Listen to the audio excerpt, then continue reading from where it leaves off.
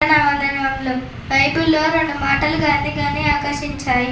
అవి చెప్పడానికి నేను ముందుకు వచ్చాను. మొదట మాట, తండ్రి మీరేం చేయుచున్నారో మీరు ఎరుగరు గనుక విని విడిచిపెట్టుడి. గాంధీని చంపిన గాడ్సేను అన్నాడు, గాడ్సే ఏమి చేయుచున్నారో తను ఎరుగరు గనుక గాడ్సేను విడిచిపెట్టుడి. రెండో మాట, నిన్ను కుడి చెంప మీద కొడితే ఎడం చెంప త్రిప్పమని యేసుక్రీస్తు మనకి బైబిల్లో అందించారు. అదే మాట మన గాంధీజీ నోటి నుంచి మనం విన్నాము. Thank you. దుష్టుని ఎదిరింపక నిన్ను కుడి చెంప మీద కొట్టి వాని వైపుకు ఎడం చెంప త్రిప్పుము. లూకా సువార్త 23, మత్తయి సువార్త 5వ అధ్యాయం 39వ వచనం.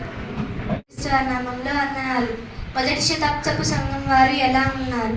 ఐకమత్యం కలిగి ఉన్నారు. తమకు కలిగినదంతయు సమిష్టిగా ఉంచుకొని తమ చరస్త్రస్తులను నమ్మి దేవుని పనికి సహకరించారు. ప్రతి దినము వాక్యం వింటూ రొట్టె విషయంలో ప్రార్థన చేయటంలో ఎగతగా ఉన్నారు. సువార్త ఇతరులకు ప్రకటించి రక్షణలోనికి వచ్చిన వారిని ప్రతిదినము చేర్చుకొని చుండిరి. Thank you.